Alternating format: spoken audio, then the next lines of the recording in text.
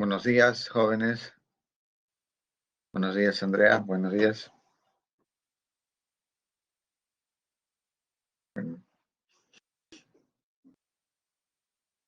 Bueno, vamos a dar inicio a la clase de hoy día.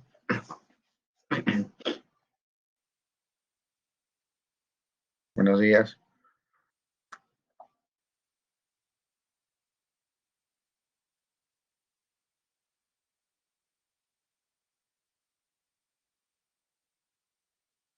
Buenos días con todos. Ya, bueno, esta vez vamos a definir un concepto que está presente en las colisiones de las partículas, ¿no? Quizás también lo vemos en la vida diaria, como el impulso, la cantidad de movimiento, ¿sí? Entonces son conceptos de suma importancia y lo vamos a abordar ahora, ¿ya? Vamos a definirla y vamos a aplicar con algunos problemas estos conceptos para dar claridad a ellas, ¿ya? Entonces voy a compartirles la teoría. Vamos a ver,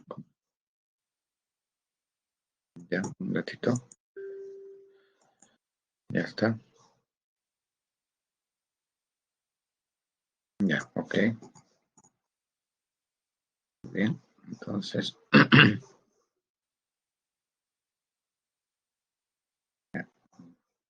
ya, se me escucha, ¿no? El audio está bien, ¿sí? ¿Me escuchan? Ah, ya. Bueno, gracias. Entonces pasamos. Voy a compartirles entonces el PowerPoint, que es la teoría, porque los gráficos son muy adecuados, ¿sí? Está muy bien preparado la teoría y nos va a ayudar bastante. Ok. Mm,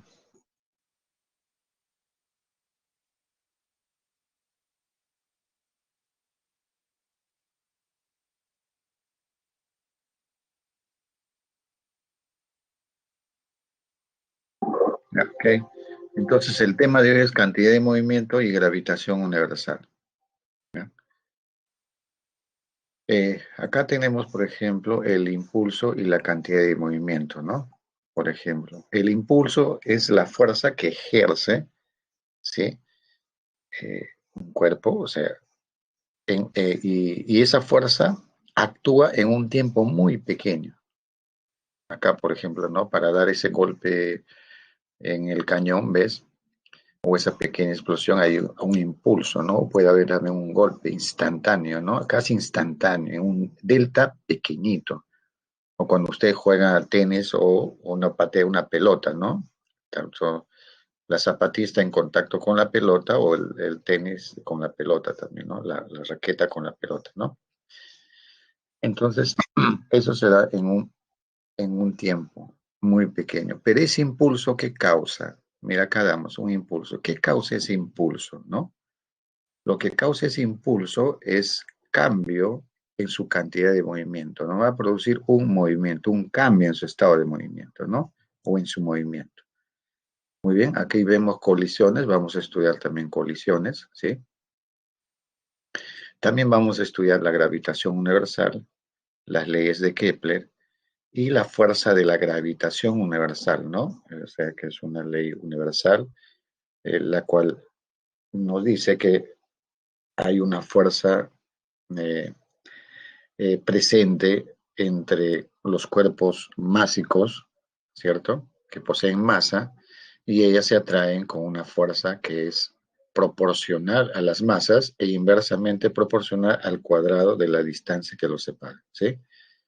Ok, eso lo veremos en la segunda parte. Muy bien. Cantidad de movimiento lineal. ¿Qué es cantidad de movimiento, no? La cantidad de movimiento es masa por velocidad. Así lo vamos a expresar, ¿ya?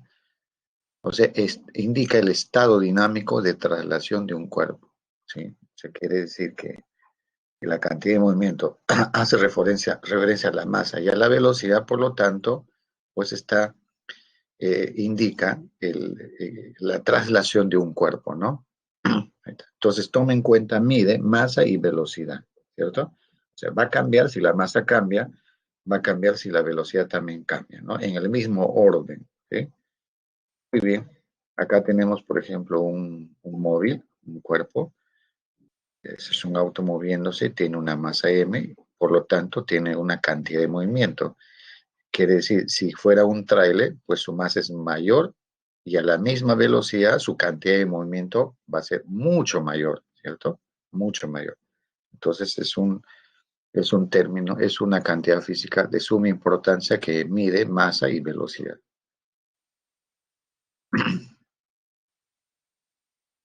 Entonces, el cambio de la cantidad de movimiento, bueno, eso saben ustedes, ¿no? Delta de P es cantidad de movimiento final, inicial, como siempre para nosotros significa ese delta, ¿sí?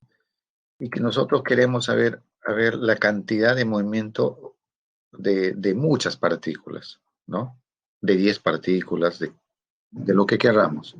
¿Y cuál será su cantidad de movimiento? De todas ellas. Simplemente es la suma de todas ellas, ¿no? Es sencilla. O sea, simplemente hay que sumarla vectorialmente. Eso es todo. Muy bien. No son cosas que ya ustedes saben que es un delta, que se cumple la suma total, etc. Ahora, la segunda ley de Newton expresado en términos de cantidad de movimiento. Y esta es mucho más importante, ¿no? Nosotros habíamos dicho que la aceleración que produce una fuerza o la resultante de fuerzas que actúan sobre un cuerpo, ¿no? Esa aceleración es proporcional a la fuerza, ¿cierto? Es proporcional a la fuerza e inversamente proporcional a la masa, ¿no? Que quiere decir que mayor será la aceleración si mayor es la fuerza aplicada, ¿no? Okay. Y aquí, eso mismo, ¿no? Pero tomando en cuenta la cantidad de movimiento lineal, dice que la fuerza resultante es igual al cambio de la cantidad de movimiento lineal en el intervalo de tiempo, así como esta vez. Fuerza resultante, ¿no? Porque estamos hablando de la segunda ley de Newton. Si quieren, pongan a esa F sub R, ¿no? De resultante. Entonces, la fuerza resultante mide el cambio de la cantidad de movimiento en el tiempo. O sea, va a producir esa fuerza resultante, ¿qué cosa? Cambio en su cantidad de movimiento, ¿no? Cambio en la cantidad de movimiento en el tiempo, ¿no? Aquí podemos, mira, a ver, hay una fuerza resultante, eso permite desplazarse al señor, ¿no? Entonces va a producir cambio en su estado de movimiento, ¿no? Entonces, fuerza y delta de P en la misma dirección, ¿no? Obviamente, ¿no? Tiene que cumplirse esa ecuación. La fuerza resultante siempre, siempre es igual. Está en la misma dirección que la cantidad de movimiento, ¿sí? El impulso es una cantidad vectorial que indica la acción, como le decía, de una fuerza durante un tiempo pequeño, ¿no? O sea, la fuerza va a actuar, ¿no? En un tiempo muy pequeño, pero esa fuerza no es constante. Ustedes a veces pueden golpear un objeto, la mesa, le golpean, y en ese golpe que le dan hay un impulso. Quiere decir que la fuerza se está ejerciendo sobre la mesa, pero en un tiempo pequeño, ¿no? Cuando uno golpea, cuando uno lanza una pelota, pateándola, en fin, ¿no? Entonces, pero esa fuerza en el momento de interacción, quizás antes que interaccione, es cero, luego sube su magnitud, llega a un máximo y disminuye porque obviamente ya está cesando ya la interacción, ¿no? Entonces, es peculiar la relación fuerza versus tiempo, o sea, en el tiempo cómo crece la fuerza, ¿no? Eso lo vamos a ver. Todo impulso es producido por una fuerza, entonces, cuyo efecto es el cambio en la cantidad de movimiento. Entonces, no olviden, esto es importante, ¿eh? Cuando me hablan de impulso, profesor, impulso es fuerza por delta de t. Muy bien. Pero ese impulso, dices, igual al cambio de la cantidad de movimiento. O sea, si ese impulso me va a producir cambio en la cantidad de movimiento, ¿sí? Entonces, esa ecuación hay que tenerla presente. Mira, a ver. Impulso es fuerza media También podemos entenderlo, el impulso, en una definición así, digamos, más concreta, quizás eh, promedio, aproximada. Podemos decir que el impulso es la fuerza media por intervalo de tiempo. ¿Por qué decimos fuerza media? Porque la fuerza no es constante, ¿no? Cuando tú golpeas la pelota, cuando ya sea con una raqueta o una pelotita en el tenis, le das ese impulso, ¿no? O cuando golpeas una pelotita, etcétera. Entonces, eh, la interacción, si tuviéramos un sensor de fuerza, lo que va a hacer este es medirnos. La fuerza va creciendo, luego decrece, porque ya cesa el impulso, cesa la interacción, ¿no? Entonces, eh, por eso decimos que mejor trabajemos con una fuerza media. Es como que vamos a encontrar que durante el tiempo la fuerza crece, pero ¿cuál sería el equivalente de eso, no? En una sola fuerza. Entonces medimos la media. Entonces, fuerza media por intervalo de tiempo, ¿no? Ya, no es que el impulso se realice con una fuerza media, no, no, sino ese es su equivalente, ¿ya? Así. Entonces, lo que estamos viendo es un equivalente de la fuerza, ¿no? Esa fuerza media reemplaza a los distintos valores que toma la fuerza en el tiempo delta de t, ¿no? ¿Estamos? Es como un promedio, ¿ya? Muy bien. Ahí está, mira. Tenemos aquí la fuerza, ¿no? Pero la fuerza que actúa cuando está en contacto, ¿eh? La raqueta con la pelotita, ¿no? Ahí está. Entonces, ahí está. Durante se le dan el impulso y por eso la pelota sale, ¿no? Hacia arriba, como lo ven. Ahora, lo que les decía, queremos nosotros ver cómo varía esa fuerza. Por ejemplo, en un delta de T. Puede ser milisegundos, ¿ah? Porque eso solamente es pequeño, ¿no? Sí, es muy pequeño. Bien, ¿ven? Eh, Ahí está. Así mide, así varía la fuerza, mira. En T sub 0, si tú quieres golpear algo, o la mesa quieres, le das un golpe, en el instante que ya va a tocar, ¿no? La fuerza es cero, luego crece, crece, porque hasta un máximo y decrece. Entonces, miren que la fuerza no es constante, ¿ya?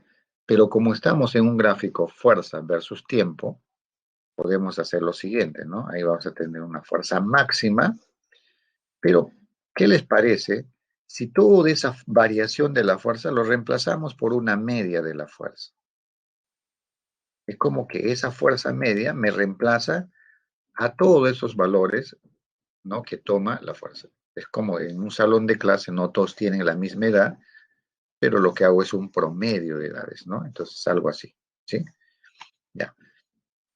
Entonces ahí, ¿qué indica entonces el impulso? Fuerza por delta de t. Entonces eso sería el área sombreada. Entonces ese de verdecito es el área que me representa, mira, ve, fuerza media por delta de t. ¿Y qué cosa es fuerza media por delta de t? Es el impulso, ¿no? Entonces el verdecito me da el impulso. Y eso es todo lo que vamos a trabajar, ¿ya?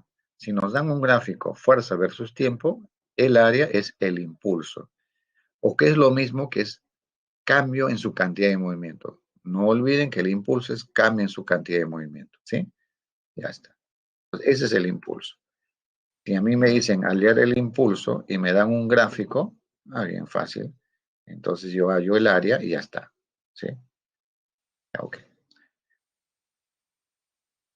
Ahora, este teorema lo que les indicaba, o nos indicaba ya inicialmente, ¿no? Inicialmente nos indicaba. Dice, el impulso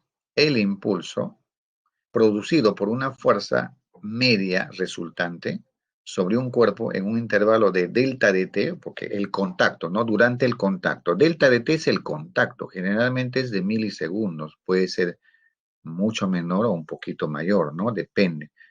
Entonces dice, el contacto, fuerza por delta de t, en ese tiempo de contacto, que es el impulso, es igual, dice, al cambio en su cantidad de movimiento. lo que va a producir ese impulso entonces es cambio en su velocidad, ¿no? Cambia su cantidad de movimiento, ¿ya? No olviden eso, ¿no? Impulso es igual delta de P, ¿no? Y el concepto de impulso es fuerza por delta de T. Ahí está, mira, aquí veo una antes del contacto, ¿sí? Con el bate, ¿no? Se acerca la pelota, ¿no? Y luego en la segunda, acá después ya del contacto, mira, es que ya le golpeó y hubo un contacto. Ese tiempo de contacto, ¿sí? Entre el bate y la pelota es muy pequeño. Cuanto más pequeño es el tiempo, mayor será esa fuerza. Mayor será esa fuerza. ¿Ya? Muy bien, entonces aquí tenemos, entonces lo que va a producir cambia en su cantidad de movimiento, ¿no? Le va a imprimir una velocidad mucho mayor, ¿no? Lo que va a depender es no de la velocidad en sí, sino del cambio, ¿no? Va a producir la variación de su cantidad de movimiento va a ser más grande cuanto mayor es la fuerza. Y la fuerza será mayor cuando el contacto sea mayor. Y, por ejemplo, en los golpes, ustedes verán, han visto, ¿no? A veces rompen los que practican artes marciales, no son personas de igual peso que nosotros, etcétera, pero rompen tablas, bloques de hielo, qué sé yo, ¿no? Ni siquiera son personas muy corpulentas, grandes, ¿no? Donde uno puede pensar, bueno, es por su fuerza, etcétera. No, son personas a veces como nosotros, pero pueden romper ellos y nosotros no lo hacemos. Bueno, al menos yo no, ¿no? Entonces, ¿y dónde está el truco? No, no hay truco ahí. Simplemente obedece esto, ¿no? Al impulso y la cantidad de movimiento. Entonces, lo que ellos practican es que ese golpe que da tiene que hacerlo en el tiempo más pequeño posible. Si delta de t es pequeño, entonces la fuerza crece. Y si la fuerza crece, pues rompe a los objetos. ¿Ya? Ya esa es una técnica, ¿no? Que ellos practican. ¿Sí? O sea, no hay magia, no hay nada ahí. Simplemente es rapidez, como dicen, ¿no? Velocidad, rapidez en el contacto tiene que ser menor posible, ¿no? Claro, obviamente aplicando la fuerza necesaria, ¿no? También depende de eso, del tiempo y la fuerza. No sé si aquí voy a buscarme un plumón, me da un segundo, un plumoncito que pinte.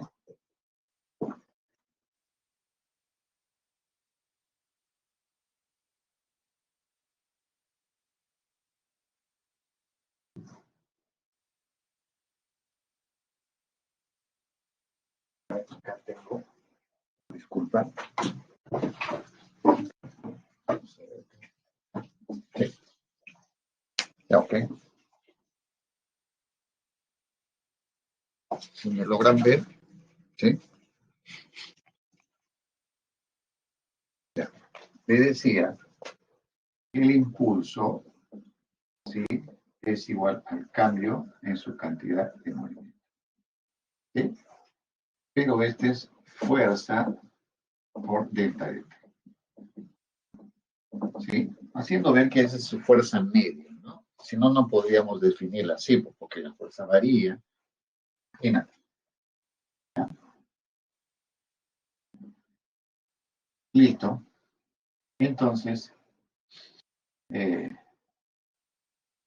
fuerza media que es igual. Delta de P sobre delta de T. ¿Sí? Entonces, ¿qué pasa si esto es pequeño? Si delta de T es pequeño, pues esto es grande, ¿cierto? Este es grande, ¿no? Ahí está. Entonces lo que hacen es que el contacto, ¿no? El contacto de las manos, por ejemplo, con el cuerpo, con la tabla, etcétera, ¿no? Que ese contacto sea lo más pequeño posible. Cuanto más pequeño es esto, si esto tiende a cero, todo esto crece. Si algo sobre 0.1 no es lo mismo que algo sobre 0.01, ¿cierto? ¿No? Entonces crece, ¿no? Esto crece. Y si esto crece, F también crece. O sea, perdón, si este disminuye, delta de T disminuye, entonces todo este crece, ¿no? Entonces la fuerza crece. Entonces, de ahí el truquito, ¿no? De que el contacto sea lo más pequeño posible. ¿Estamos? Ya.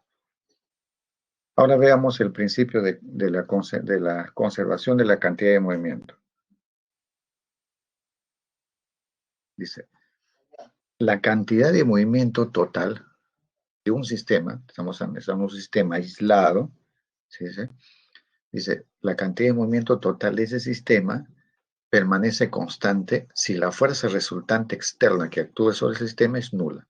Puede ser en un cuerpo o dos cuerpos. Imagínense dos cuerpos, ¿sí?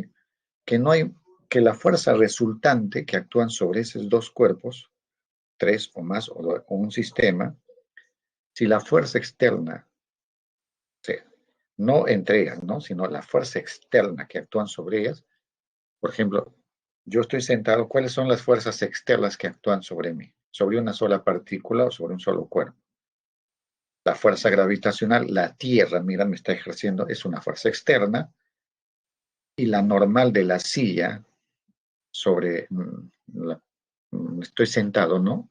La reacción, esa fuerza normal, es la que la silla ejerce sobre mí, entonces son fuerzas externas, a eso se refiere, y pueden haber más, ¿no? ¿Ya? Ok, dice, si la fuerza resultante externa actúa sobre sí es nula, entonces se conserva la cantidad de movimiento, ¿no? Entonces dices, cantidad de movimiento total antes es igual a después. Siempre, ¿ah? Entonces, profesor, quiere decir que si la fuerza externa que se actúa es cero, necesariamente tiene que conservarse la cantidad de movimiento, porque no hay fuerza externa que incremente, es un cambio, ¿no? Antes o después, ¿no? Entonces, si no hay nada, pues se va a conservar, ¿cierto? Se va a conservar que la cantidad de movimiento antes es igual a la cantidad de movimiento después, ¿ya? O sea, pueden ser los sistemas moviéndose. En un instante hallo la cantidad de movimiento y luego en otro instante hallo la cantidad de movimiento total y debe ser constante, mientras que la fuerza externa sea cero. Por ejemplo, aquí, A y B. Miren el cuerpo. El rojito está en reposo. ¿Cuál es su cantidad de movimiento? Ah, si está en reposo, cantidad de movimiento cero, ¿no? Ahí dice cantidad de movimiento inicial del B, cero. El verdecito no, tiene una velocidad a la derecha y su cantidad de movimiento inicial, ¿no? Es P sub 0A. Pero ¿cuál es la cantidad de movimiento de los dos? Ah, profesor, es la cantidad de A más la cantidad de B inicial, ¿no? ¿Y cuál es esa? La cantidad de A, porque de B es 0. Ahí está. Listo. Ya lo tenemos, la cantidad de movimiento inicial de ambos, que es P sub 0A.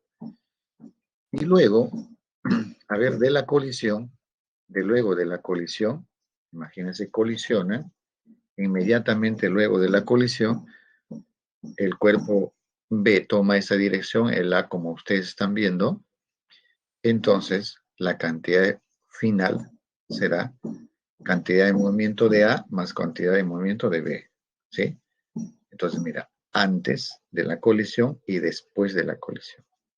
Entonces, no hay una fuerza externa que esté actuando aquí, ¿no? No hay alguien más que está actuando ahí, no hay, ¿sí? No hay una fuerza externa, solo hay ese movimiento, chocan, ¿no? No hay nada, no hay fuerzas externas. Entonces, de ser así, se cumple ello, ¿no? Nosotros decimos cantidad de movimiento inicial es igual a la cantidad de movimiento final, pero de ambos, ¿no? Inicial de A y B es final de A y B, así. Lo único que quizás un poquito, no difícil, ¿no? Que hay que tener cuidado es que si aplicamos aquí esto, tenemos que hacerlo como vector. Tenemos que poner el signo, ¿ya? O la dirección. Nada más eso, ¿ya? Cuidado que pongan la magnitud, ¿no? Entonces uno se emociona y no nos va a salir. ¿Por qué? fíjense, ¿no? Hasta estamos hablando de cantidad de movimiento. No estamos diciendo módulo de la cantidad de movimiento inicial es igual al módulo. No, no, así no estamos hablando. Estamos hablando de la cantidad de movimiento inicial es igual a la cantidad de movimiento final. ¿Sí? Muy bien. Ahora, veamos ahora las colisiones. Hay dos tipos de colisiones, elásticas e inelásticas. Las colisiones elásticas, ahí, cuando me dicen, en una colisión elástica, ya, profesor, se conserva la energía cinética. ¿Qué quiere decir? La energía cinética antes de la colisión es igual a después de la colisión. O sea, no hubo pérdida de energía, se ha conservado, ¿ya? Entonces es elástica, perfectamente elástica. Pero puede ser que haya perdido un poquito de energía, puede ser que haya perdido mucha energía, esa sería inelástica. Ahora vamos a ver esa relación, ese coeficiente de restitución que va desde 0 a 1, ¿no? Cuando en una colisión puede perder un poquito de energía, un poquito más o así, ¿no? Puede perder, ¿no? Entonces hay una relación que lo veremos más adelante, creo está. Entonces la colisión elástica, siempre ustedes, cuando dicen, en una colisión elástica hay energía cinética inicial de 1, de 2, de 3, todo lo que vean allí, o antes, si hay de dos choques, dos cuerpos. Ahí, ya van a chocar. Ahí está, ya van a chocar. Entonces tú dices, energía cinética de uno más energía cinética del otro es igual, después del choque, energía cinética de uno más energía cinética del segundo. ¿Ya? Dependiendo, ¿no? Pueden chocar así o pueden irse para allá, no sé. Pero no pueden quedar juntas, ¿ah? Porque eso sería ya una colisión inelástica, ¿ya? Entonces aquí miran, vemos lo mismo, M1 en movimiento, M2 en reposo, antes del choque, M1, imagínense que ustedes en un juego de billar lanzan la rojita, M está en reposo, y luego después del choque lo vemos al otro lado, ¿sí? Pues ahí no hubo ningún, estos son choques, bueno, casi elásticas, se puede decir, porque la bola no ha sufrido ninguna variación en su estructura, no ha perdido energía, no hubo transferencia de energía en forma de energía elástica, por ejemplo, nada, ¿no? Permanecen tal cual antes y después. Entonces, esto es inelástica, perdón, elástica.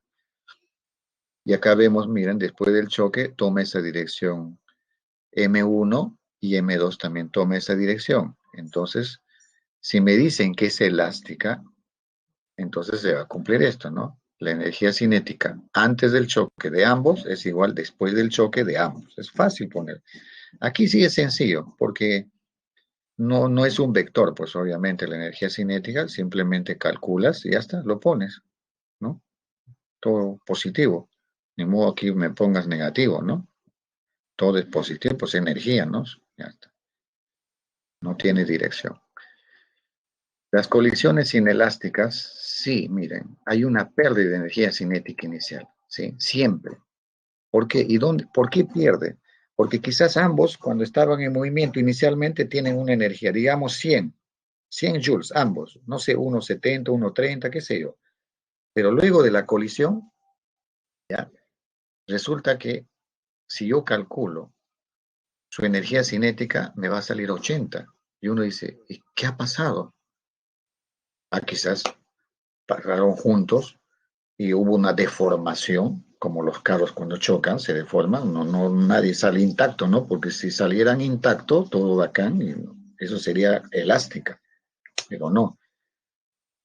Parte de esa energía que llevaban se ha convertido en una energía, ¿no?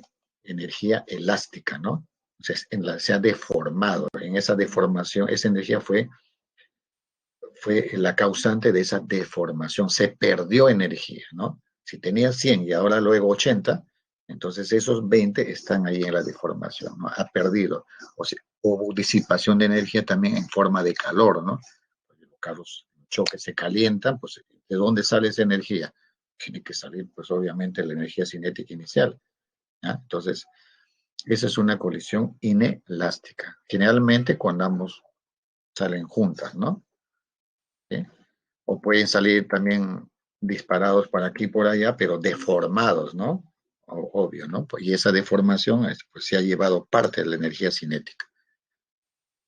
Y igualito antes del choque, miren, después del choque, entonces, si ustedes hacen, obviamente la inicial va a ser mucho mayor, ¿no? ¿Sí? Esta es una, se puede deducir, pero este nos va a permitir, ¿sí? Resolver los problemas. Hay que interpretarla nomás. ¿Sí? Y siempre nos van a hablar de esto, ¿no? Nos va a ayudar quizás a completar nuestro planteamiento, ¿no? En los problemas. Ayuda bastante, recuérdense, por favor, porque pueden ser que en los exámenes lo tomen en cuenta. Pero es fácil, mira. Es así, mira. Lo que tú vas a pensar así, así lo siguiente. En las velocidades, profesor, cambia la velocidad de dos partículas, ¿cómo es? De dos cuerpos. ¿No? Así, tengamos la diferencia de velocidades de dos partículas después, después de una colisión es igual al negativo de la diferencia de velocidades antes de la colisión, multiplicado por un factor E, ¿no? Epsilon, ¿no? Profesor, ¿qué quiere decir? Que después de la colisión, la velocidad de 2 menos la velocidad de 1 va a ser igual a menos el epsilon por la velocidad de 2 menos la velocidad de 1, pero antes del choque. No sé, es bien fácil recordarse, ¿no? Entonces, imagínense ustedes, piensen nomás. Profesor, primero colisionan, ¿no? Antes de la colisión hay dos eventos, antes y después. Ya, muy bien, tú dices. Después de la colisión, te fijas cuál es la velocidad de 2, le restas la velocidad de 1. Eso es igual a menos, el opuesto, menos el epsilon multiplicado por la velocidad de 2 menos la velocidad de 1 antes de la colisión. ¿Sí? Diferencias de velocidades después de la colisión es igual a menos epsilon por diferencia de velocidades antes de la colisión. Entonces, eso es lo que tenemos. ¿Y qué es E? Es un indicador del grado de elasticidad de la colisión. Entonces, ese nos va a decir qué tan elástico ha sido. Profesor, si es elástico como un juego de billar, ese es 1. 1. Ya está. Ya está. Ese es 1. Profesor, y si la colisión fue medianamente elástica, será 0,5, ¿no? Totalmente elástica, pues será 0, ¿no? Entonces va inelástica, perdón, va a ir desde 0 hasta 1, ¿no? Mira, ahí ya se llama completamente elástica, y si es 0, se llama completamente inelástica, ¿ya? Ok.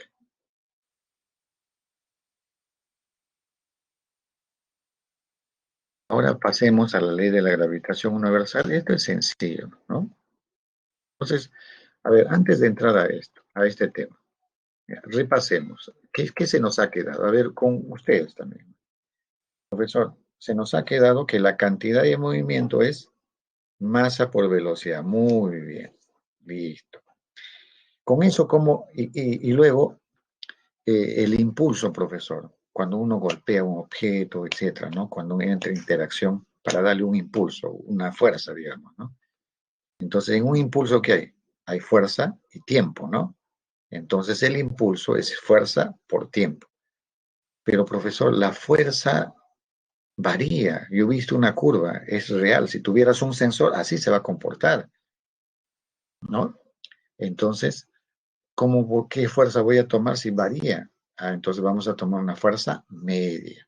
Quiere decir que el impulso es fuerza media por delta de t. Muy bien. Pero ese impulso, ¿qué cosa produce, profesor? Cuando uno golpea, ¿qué produce? Uno golpea a la pelotita, ¿qué produce? Cambia en su cantidad de movimiento. Cambia en su cantidad de movimiento. Impulso es igual cambio en su cantidad de movimiento, o que es lo mismo fuerza por delta de t, cambien su cantidad de movimiento. Luego habíamos dicho, si ese delta de T, ese contacto es más pequeño, la fuerza es mucho mayor. Listo. ¿Qué más hemos visto? Ah, si yo veo un gráfico, profesor, fuerza versus tiempo, el área me da el impulso. Perfecto, eso siempre lo vas a, te van a dar en un examen. Y bueno, ahora, profesor, vimos choques. En un choque, cantidad de movimiento antes de la colisión es igual a cantidad de movimiento después de la colisión. También, profesor, hemos visto que hay una ecuación muy bonita, ¿sí? Que me indica el grado de la colisión, si es elástica o inelástica, ¿no? ¿Qué tan elástico es? Y eso está dado de la siguiente manera. Variación de las velocidades de los que chocan después de la colisión es igual a menos épsilon de la variación de las velocidades antes de la colisión. Muy bien. Y ahí está todo, ¿no? Entonces, ya eso hay que tenerlo en cuenta nomás, ¿sí? Entonces, la gravitación universal, vamos a ver cómo vamos de tiempo. ¿Ya? Sí. La gravitación universal. Eso hace referencia a la fuerza ejercida sobre los cuerpos que poseen masa. Entonces uno puede decir, profesor, yo tengo una masa, mi laptop tiene una masa. ¿Hay una fuerza de interacción? Claro, porque acá indica que deben tener masa y hay una distancia ya. Pero esa fuerza sería, si uno calcula, extremadamente pequeña, ¿no? Infinitamente pequeña, digamos, ¿no? Imagínate, uno calcula si es 0.0000, casi cero, pues no hay nada. Pero si nosotros calculamos la fuerza de la gravitación, ¿no? Esa fuerza de atracción entre nosotros con la Tierra, ahí sí, ¿no? Vamos a medir quizás 700 newtons, 50 newtons, 80, dependiendo, ¿no? Entonces ya es otra cosa, ¿no? Entonces va a depender, va a ser, se va a manifestar, digamos, se va a manifestar cuando las masas son grandes. Muy bien. Entonces acá tenemos la ley de Newton. La magnitud de la fuerza, dice, de atracción entre dos partículas en el universo es directamente proporcional a sus masas, aquí como lo tenemos, ¿no? Inversamente a la distancia que los separa, ¿ya? Pero al centro de masas, ¿ya? Y esa G es 6,67 por 10 a la menos 11, ¿no? Entonces, a eso lo llamamos constante de gravitación universal, ¿ya? Pero no olviden, esto sí no les van a dar esta ecuación, ¿no? Es fácil. Gm1 m2 sobre d al cuadrado, por favor. Y fíjense que hay algo interesante, ¿no? Esta fuerza F sub G, M1, a que actúa en M1, ¿quién lo causa? M2. M2 jala hacia la derecha, ¿sí? Con esta fuerza sobre M1. Es como si M2 le dice, 20 para acá, algo así, ¿no? Entre comillas. Ahí está. Entonces, FG es responsable de ese FG, es M2, ¿no? Tira de ella. Y el M1 también tira de ella con una fuerza menos FG. Y estas fuerzas, ¿no? De uno que ejerce sobre la otra y viceversa, esas son fuerzas de acción y reacción, ¿recuerdan? ¿No? Imagínense que uno es la Tierra y otro somos nosotros, ¿no? Entonces hay una fuerza de interacción, ¿ve? La Tierra tira de mí hacia su centro y yo también tiro de ella. Pero, ¿qué cosas son 700 newtons? ¿No? No lo voy a poder mover a la Tierra hacia mí, ¿es cierto? O sea, no se puede, ¿no? Pero las fuerzas son iguales. Es como cuando dos cuerpos colisionan. ¿Recuerdan la fuerza de acción y reacción? ¿No? La fuerza esa, ¿no? Entonces, por ejemplo, si hay 10.000 newtons, choca un tráiler con un auto, pues el auto también le da 10.000 newtons al tráiler, que apenas lo puede hacer un pequeñito daño, pero esos 10.000 newtons al auto lo destroza, ¿sí o no? ¿Me entiendes? Entonces, pero las fuerzas son iguales. Muy bien. Acá tenemos un campo gravitacional. Nosotros estamos en el campo gravitacional de la Tierra. Entonces, esa partícula pequeña puede ser un satélite, o quizás si estamos cerca de la Tierra, en la superficie, sería cerquita. Pero imaginemos que seamos este puntito, ¿no? Eso se da también en la superficie de la Tierra, no hay problema. Entonces, sobre nosotros, la Tierra ejerce una fuerza F sub G, ¿sí? Entonces, existe un campo gravitacional aquí, ¿sí? ¿Sí? Si un cuerpo puesto en ese campo sufre una fuerza de atracción, ¿ya? Ahí está el campo gravitacional. Entonces, un cuerpo puesto en el campo, esta sufre una fuerza gravitacional. Y ese campo es igual, la fuerza entre la masa, ¿ya? Esa fuerza es igual, perdón, ese campo es fuerza entre la masa. Ah, sí, en la anterior, ¿no? Un ejemplo, lo que no dice César, cuando uno dispara, ¿no? Sí, sí, sí. Los problemas vamos a aclarar también. Tienes razón. Disculpe que recién lo vea tú. Ya. Muy bien. Ahí está. Entonces, aquí es igual el campo. Mira, el campo, o sea, va a ser siempre fuerza sobre masa. Ese es campo gravitacional. Con tanta fuerza que te jala, dividido entre tu masa, y ese es igual el campo. Y ese campo va a ser constante. Profesor, si yo pusiera, por ejemplo, una masa el doble, me va a jalar con una fuerza. Pero al hacer ese cociente, esa fuerza entre la doble de la masa, me va a salir siempre lo mismo, ¿no? Entonces, en ese punto, obviamente, ¿no? Entonces, ese es el campo gravitacional, fuerza gravitacional entre masa. Ahí está, no olviden, ¿no? G es fuerza gravitacional sobre masa, ¿ya? Ese es el campo. Muy bien. La magnitud, bueno, ya ustedes lo saben, pero vamos a ver la gravedad en diferentes, ¿no? Entonces, en diferentes posiciones, miren. Eso ya lo vamos a ver con tal que tú sepas que si la Tierra que actúa con un cuerpo o un satélite simplemente es G producto de las masas, ¿sí? Sobre la distancia al cuadrado.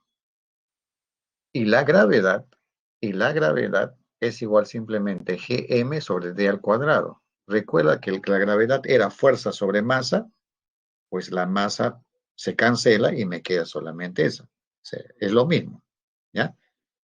Entonces la gravedad es fuerza sobre masa. Y esa fuerza sobre masa me da gmd cuadrado, o sea, siempre g.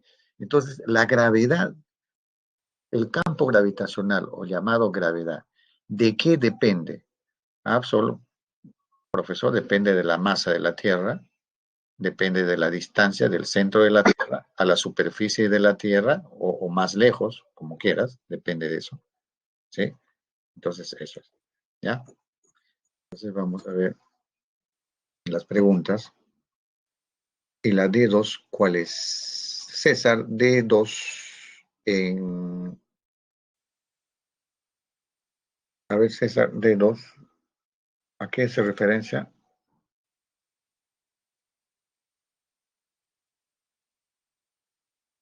D sub 2. A ver, vamos a ver. Ahora, un ratito, ¿ya? Quizás se refería a esto.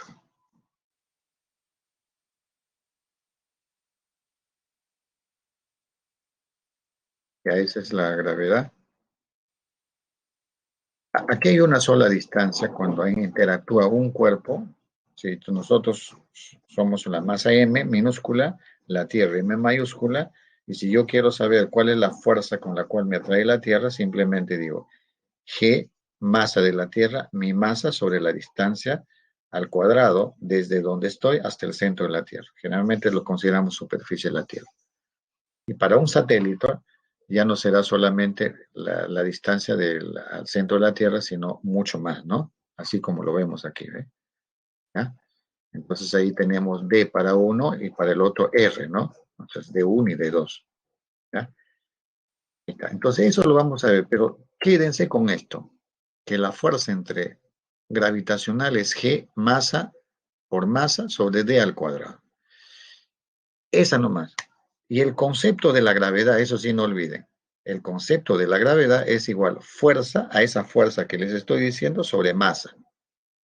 Y si les digo de esa manera, simplemente es G, masa de la Tierra o masa del cuerpo, ¿sí?, sobre la distancia al cuadrado. Nada más eso. ¿Sí? Pero eso ya es de haber simplificado, ¿no? Muy bien. ¿Quién no conoce cuando hay órbitas circulares? Esto ya lo hemos venido usando ya. Imagínate la Luna en un momento dado, no necesariamente siempre está allí, ¿eh? O sea, el movimiento es mucho más complejo, ¿no? Porque aquí la Luna rota, ¿no? Imagínate, se mueve la Tierra y la Tierra también se mueve alrededor del Sol. O sea, si ves, es un movimiento bien complejo, ¿no? ¿Ya? Imagínate, si tú describes la trayectoria de la Luna, no es así, ¿no? Digamos, para un observador que está fuera del sistema, ¿no? Entonces no es así. Pero considerando este movimiento circular, ¿no? Imagina la Tierra en un determinado momento está girando así, ya está. Entonces hay una fuerza obviamente de atracción gravitacional y esa fuerza es la responsable que describe esta trayectoria circular. Simplemente, si nos pidieran algo, fácil, movimiento circular, profesor, fuerza centrípeta, masa por aceleración centrípeta, aplicaré eso, ahí está. Como dice, fuerza gravitacional, masa por aceleración centrípeta, y ya está.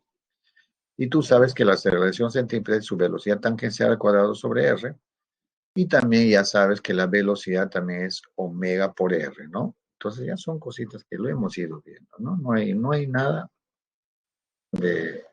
Esto lo hemos visto.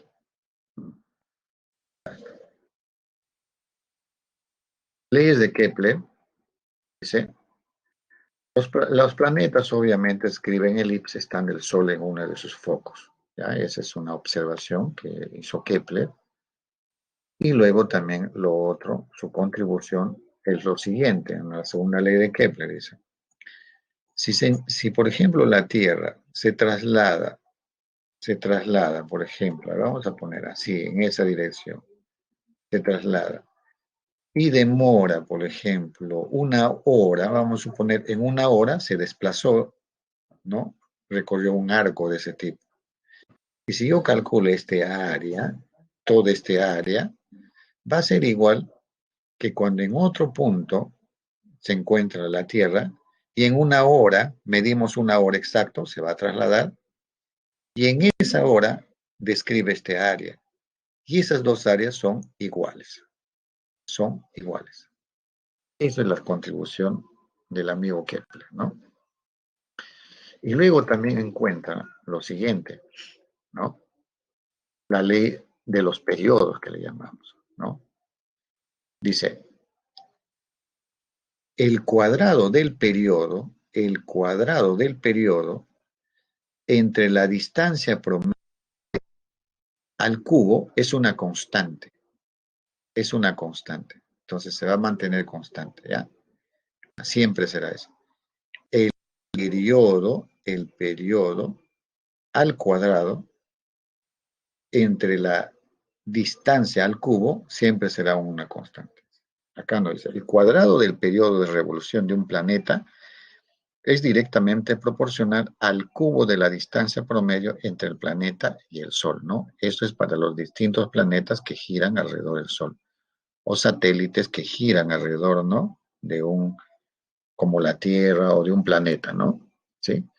Ok, gracias. Entonces, veamos. Y en los problemas vamos a ir tan explicando esta teoría. D al cuadrado en gravedad por masa. D al cuadrado, ahí ya pensé que era 2. Así está. Sí, sí. Ahí ya te entendí, D2. Yo dije, otra distancia, no, es D2, sí. Te referías al D al cuadrado. Sí. Ok.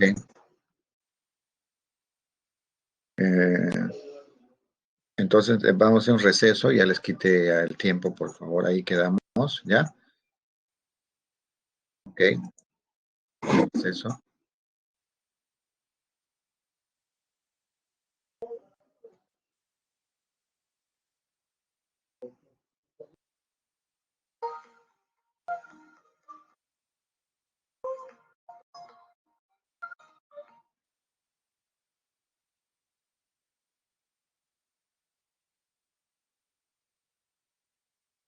Ya, muy bien, vamos a reiniciar con la clase. Vamos a compartirles entonces aquí, un momentito.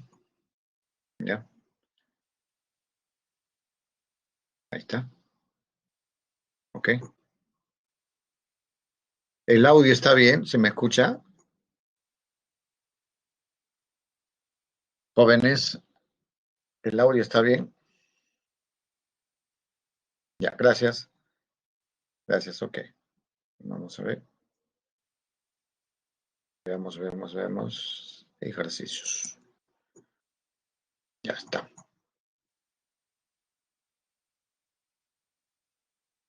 Ya. Ok. Ya dice, un auto de masa M1 de 800, mira, tenemos un auto, va en una dirección con su rapidez 10 metros, otro auto, ¿no? Un poquito más pequeño, podríamos decir, viaja con su rapidez también de 12, un poquito mayor. Dice, si los autos chocan y quedan unidos después del choque, ¿a qué habíamos dicho cuando quedan unidos? Pues si quedan unidos, ahí hubo una colisión inelástica, ¿cierto? Inelástica. Se perdió energía. Entonces acá tú no puedes decir energía cinética inicial más energía cinética es igual a la energía cinética final de ambos, ¿no? No podemos aplicar eso. Pero sí podemos aplicar cantidad de movimiento. Eso sí, ojo, siempre se conserva la cantidad de movimiento. Cantidad de movimiento antes de la colisión siempre será igual a cantidad de movimiento después de la colisión, ¿sí? Lo que no se conserva es la energía cinética, esa nomás. La cantidad de movimiento sí se conserva, ¿ya? Ok, veamos. Ya, ahí está, miren, ve, dice un auto va en una dirección dada, el M1 tiene 800, su rapidez de 10, M2 500, ya está, ahí está. Eso es antes de la colisión. Y luego colisionan, nosotros uno puede tomar su sistema de referencia como quiera, para un lado, para el otro, etcétera. Pero obviamente hay que hacerlo de una forma que nos ayude, ¿no? A simplificar, sobre todo en un examen, ¿no? Entonces trazamos nuestro sistema de referencia, ahí está, quedan así y quedan. Ahí hubo deformación del carro, chocaron, por lo tanto este es inelástico, no es elástico. Muy bien, y si es inelástico, profesor, no puede aplicar la energía cinética. No.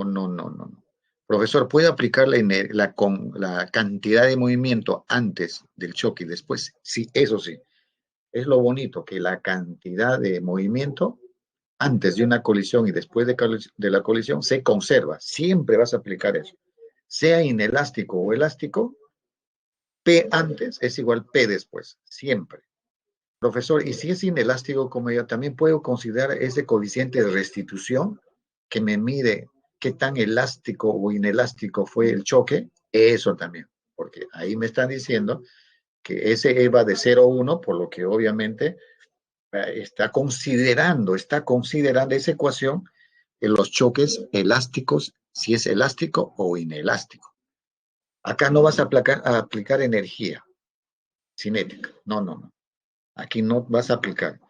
Entonces, solo te vas a valer de cantidad de movimiento antes de la colisión es igual cantidad de movimiento después de la colisión. Y luego la ecuación de restitución, nada más. ¿Ya? La cinética no, porque es inelástico. Muy bien, entonces siendo así, ahí está, mira, nos dan el ángulo, quedó así, hay un ángulo que en esa dirección va. No hay problema aquí, solo quiero la B, ¿ya? Porque quedaron unidos, ya está. Muy bien. El primero, antes de la colisión, tuvo una M1, M2, es cantidad de movimiento. Luego tengo la cantidad de movimiento M2 por B2, ahí está, P1, P2, por ejemplo, antes de que choquen. Y luego del choque, tengo esta. ¿Por qué hago esto? Porque sí se conserva la cantidad de movimiento. Ah, profesor, quiere decir P1 más P2 es igual a la resultante después del choque. Sí, sí, eso es. Ahí está. Siempre harás eso. Siempre harás eso. ¿Ya? ¿Y a cuál es el rojito, profesor? A cuando ya colisionaron y llega. Quiere decir, profesor, cantidad de movimiento antes del choque es igual a la cantidad de movimiento después. Sí, ahí está, lo estamos representando. Antes, ¿qué es? M1 por B1 más M2 por B2. Estamos considerando su dirección. Ahí está. Luego, profesor, cuando ya chocan, es rojito. Y el rojito es ya los dos. ¿Cuál es la masa total? M1, M2 por la velocidad. Será una única velocidad porque están juntas, quedaron unidas, ¿no? Ahí está, ¿ven? M1 y B2. Listo. Ya hecho ello, tú dices, a ver, profesor, ¿cuánto es M1 por M2? Ah, 800 por 10. ¿Cuánto es 800 por 10? Así rápidamente, ¿ya? Vamos a ver. Si no, no lo consideramos dos ceros. 8 por 10, 80 ya. Y luego 50 por 12, 5 por 12, 60. Ah, 80 y 60. 80, 60 y algo, mira. Uno es 80 y el otro es 60. Entonces, ¿de qué ángulo estamos hablando? 37 y 53. Muy bien, listo ya. Ese teta, ¿qué cosa es? 37 grados. Ya, rápido te das cuenta, porque M1 por B1 vale 800 por 10 y M2 por B2 es 500 por 12, ¿no? Entonces hay esa relación de 4, 3, 4, ¿no? 3, 4. Rápido uno se da cuenta. ¿Ya? Muy bien. Y ya está. ¿Y qué nos pide? ¿Qué nos pide? ¿Qué nos pide? ¿Con qué rapidez se moverán? O sea, me están pidiendo el V, después del choque. Los dos salen con una velocidad. Muy bien. ¿Qué harías tú? A ver, te están pidiendo B. De la resultante rojito, B. Esa te están después del choque. Ah, profesor, ya tengo el angulito, sí. Profesor, puede ser, a ver, coseno de teta, ¿sí? M1 por B1, 800 por 10 sobre M1 más M2 sobre rojito. O sea, en el triángulo sería este de acá, celestito sobre rojito. Ya está. Esa sería una de mis ecuaciones. Profesor, pero ahí con esta, ahí vamos a ver si me sale. ¿Sí? Creo que sí. Ya está. Ahí está. Mira, ve. De tres cuartos. Y no es necesario hacer todo esto, pues lo que hemos hecho mentalmente, ¿no? Entonces tú haces 500 por 12, 800 por 10 y te sale tres cuartos, concluyes que es 37 grados. Pero es fácil darse cuenta, ¿sí? Muy bien, eso ya lo hemos estimado, ya no es más o menos así que ya está. Profesor, si es 37 grados teta, ya es más fácil, ¿no? Entonces ahora, profesor, quiero saber V, puede ser seno de teta, M2B2, o sea, amarillo sobre rojo o celeste sobre rojo, porque rojo no sé, en otras palabras, porque no sé su velocidad. ¿Ya? Entonces, simplemente pones a ver coseno. Profesor, si no quieres coseno, seno también. Puede ser M2B2 sobre la suma de las masas por la velocidad que quiero. Listo, ahí utilizo coseno, queda ahí, reemplaza nomás, reemplazas. Allí nomás lo puedes hacer también, ¿no? En el mismo triangulito, ¿no? Poner numeritos y ya está. Ya. Y eso me sale 7.69. La respuesta es la B. Sencillo, sencillo. Vamos a ver. Ya están preguntando, ¿sí? Es lo mismo, joven, otra manera de resolverla. Bueno, a ver, vamos a ver, vamos a ver. A ver. Ta, ta, ta, ta, ta. No hay otra manera.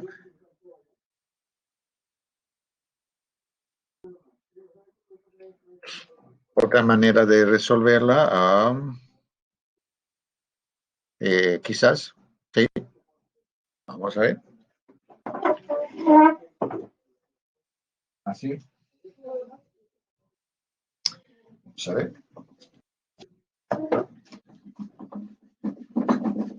Tiempo nos gana, decimos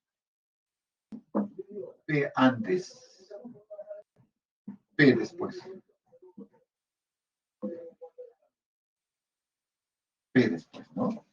Entonces tú dices, antes, antes como vector, ¿no?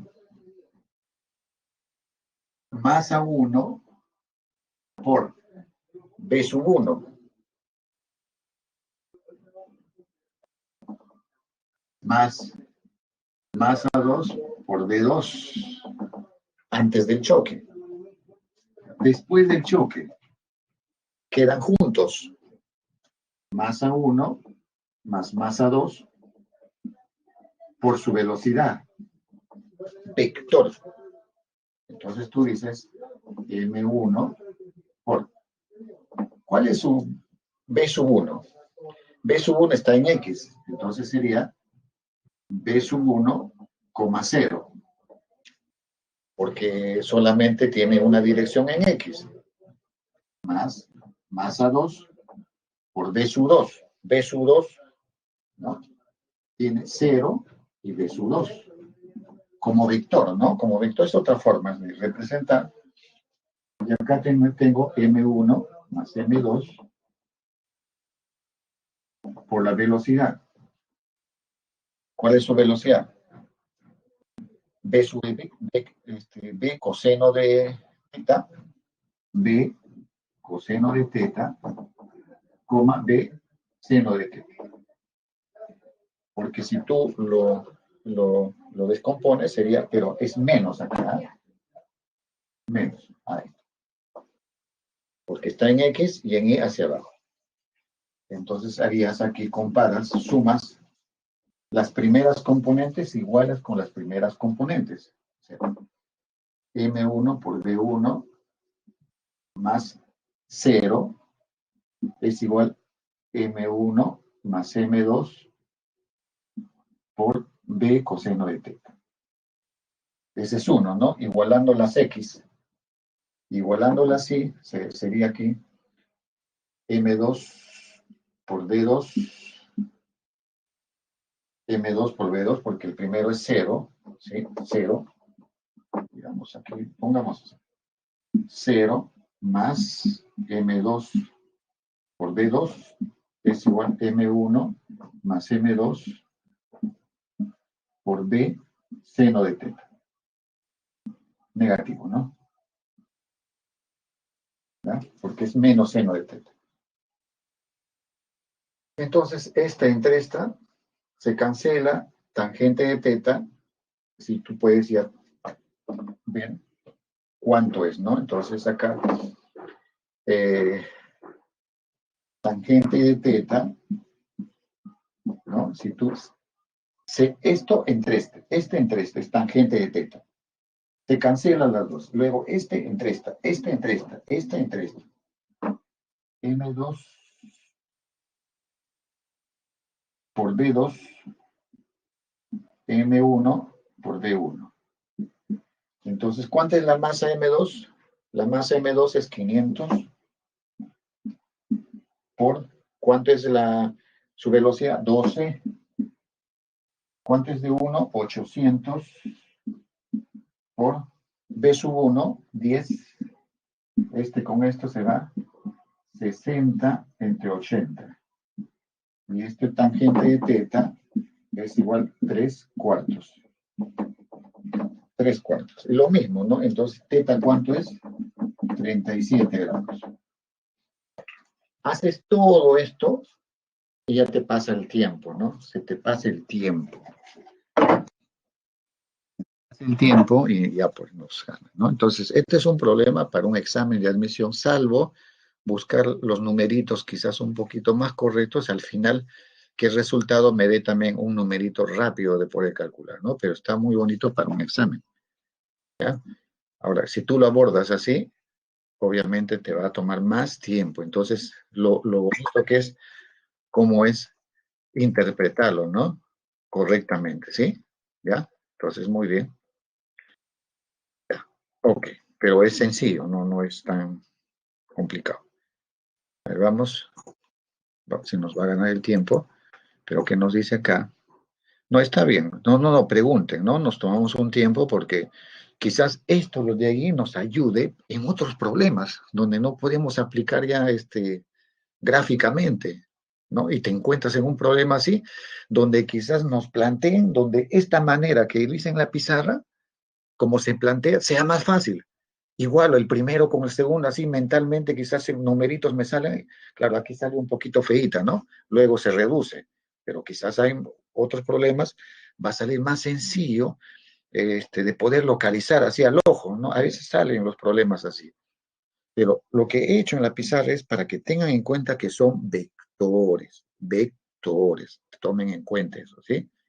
Y siempre en vectores igualas, primeras con X y con Y, ¿sí?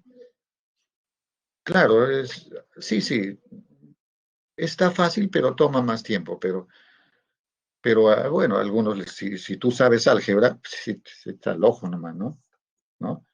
Entonces, y ahí tienen todas las opciones para esos tipos de problemas. Si dominas eso, ya tienes todo, ya, ya no se preocupen, ya rápidamente, ahí vamos. Y así nomás son los problemas, o sea, es tomar en cuenta eso, ¿no? Ya está. Muy bien.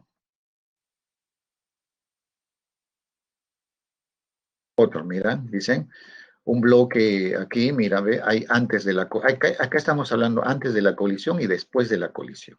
Ya, con otro bloque de reposo, si la colisión es elástica, dice, es elástica. Ah, profesor, elástica, energía cinética igual, listo, no hay nada que ver. Mira, antes de la colisión, M2 está en reposo, el otro se mueve, pum, le da, ¿no? Entonces digo, masa 1 por velocidad 0,1 es igual a masa 1 por velocidad 1 más masa 2 por velocidad 2. Ahí está, eso, o sea, antes y después lo igualas. Porque en colisiones la cantidad de movimiento siempre se cumple, ¿ya? Siempre se va a cumplir. Pero acá lo que es bonito es que la colisión es elástica, ahí metes la energía entonces. Primero ve, antes y después ve, ahí está, listo.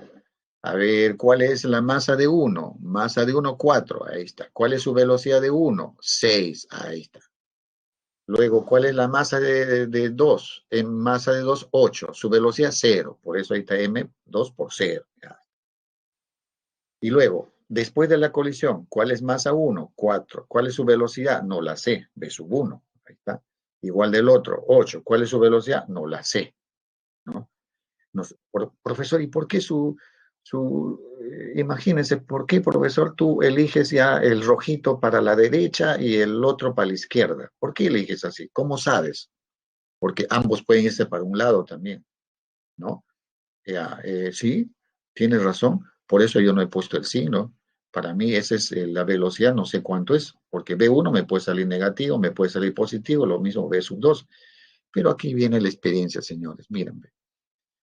Si antes de la colisión hay un vector hacia la derecha y después de la colisión, a ver, ¿para dónde puede ser? También se va a conservar para la derecha, ¿cierto? Entonces aquí, bueno, aquí es sencillo que realmente no lo sabemos porque puede ser que ambos se vayan para la derecha o también ocurre esto, ¿no? Que la velocidad de M2 sea mayor y el otro sea menor, pero para la izquierda, o sea, no hay forma de saberlo. Por eso que estamos trabajando así, velocidad. Yo no estoy diciendo magnitud de la velocidad. Recuerda que esto es un vector, yo lo dejo así nomás. No sé cuánto es B1, será positivo o negativo. No sé cuánto es B2, ya me dará ya sabré ya cuánto es. Digo, ya está, lo reduzco y digo velocidad 1 más 2 veces velocidad de 2 es igual a 6. O si no, tú supones, no hay problema, tú puedes suponer así como, ya yo digo que es así, y luego cuando resuelves los problemas, te encuentras que B1 es positivo, profesor, te sale negativo, por ejemplo, ¿no? Ah, si te sale negativo y tú has considerado lo que incorrectamente, pero ya está, ¿no? Lo puedes corregir ya. O sea, tú le das una dirección ¿no? Y luego te va a salir un número, ¿no? O sea que no corresponde y es fácil. Obviamente te va a salir la dirección correcta cuando tú empiezas a resolverla, ¿no? Ok, de lo que has supuesto, si tú has supuesto derecha, te puede salir derecha, ahí no hay problema, has supuesto bien. Si tú has puesto derecha y luego te sale negativa, es por lo que tú has supuesto mal, pero ya al final te está avisando ya, o sea, no te hagas problema. Y luego, como es elástica, mira, acá puedes usar también energía cinética. Claro, entonces, miren, este es algo muy bonito. Hasta a mí yo me emocionó y dije, ya sé, cantidad de movimiento y energía cinética, pero si yo aplico energía cinética voy a tener cuadrados, una ecuación sin cuadrados y una ecuación cuadrática, se me va a complicar. Luego, obviamente, ¿no? Si sé álgebra, a ustedes que les encanta, rápido lo pueden resolver, no digo que no, pero va a ser dificultoso. Entonces, por eso podemos acogernos a esta regla de la colisión unidimensional. ¿Recuerdan? De epsilon. Ahí está, mira. Lo que nos dice, mira. Nos dice velocidad de 2 rojito, menos celestito. Acá, después de la colisión, aquí miren la ecuación, el primer miembro es igual a menos epsilon, pero acá epsilon vale 1, acá ya sería menos nomás multiplicado por la velocidad de 2, que sería 0, porque antes de la colisión es 0, miren, M2 estaba tranquilito ahí, menos la velocidad de este señor que se acerca a ella, ¿no? Ahí está. Y luego reemplazas, mira, ve, 1, 0 es el otro es 6 porque se acerca con 6 y ya está. Listo. Ahí tienes. Ahí tienes. No es más fácil B1 más 2 veces B2 igual a 6 que B2 menos B1 igual a 6, resolverla esa, que tener cuadrados, ¿no? ¿Por qué? Profesor, ¿podría yo hacerlo? A ver, pruébenlo, señores. Yo no lo he probado, de verdad. La ecuación 1 con energía cinética antes y después, que se sigue sencillo también, ¿no? No hay problema, ¿ya? Lo bueno que en colisiones elásticas sí puedes aplicar energía cinética y te va a salir también. Muy bien. Ya ese es álgebra, ya pues reemplazando 1 y 2, etcétera, etcétera. Ya con dos ecuaciones salen las dos y punto, no sé, ¿no? Me sale 4 y 2.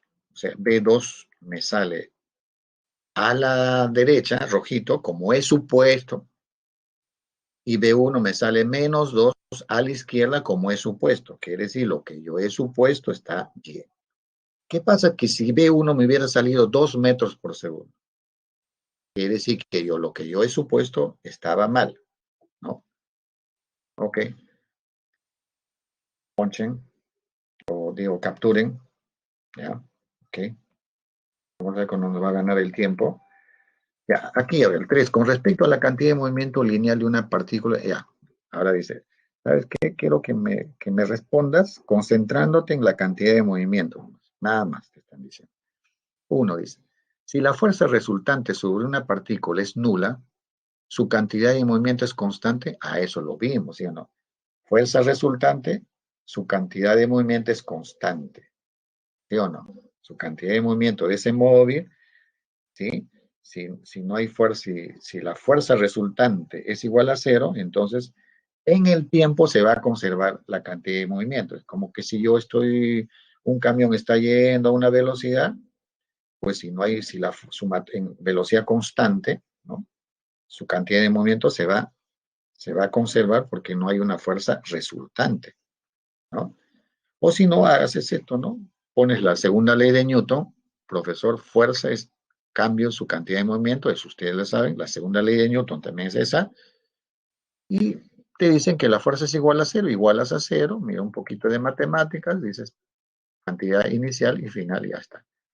Pero sabemos que con la resultante es cero, pues se conserva la cantidad de movimiento, ¿no? Eso podrían aplicarlo rápidamente, ¿no? Ya.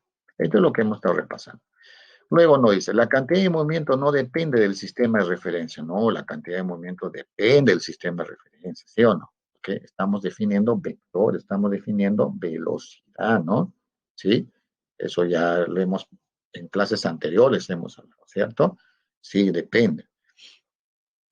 ¿Ya? Entonces, la cantidad de movimiento se describe respecto a un sistema de referencia, obviamente. Sí, es conceptual, ¿no?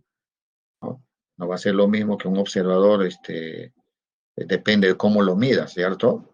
¿No? O sea, va a depender, o sea, digamos, de la energía cinética, la energía potencial, todo depende del sistema de referencia, también como la cantidad de movimiento. ¿Ya? Muy bien. Eh, la cantidad de movimiento lineal se define como el producto vectorial, dice, de la masa y velocidad. Cantidad de movimiento es masa por velocidad. ¿Cómo puede ser vectorial? ¿Acaso la masa es un vector? La velocidad eso es un vector.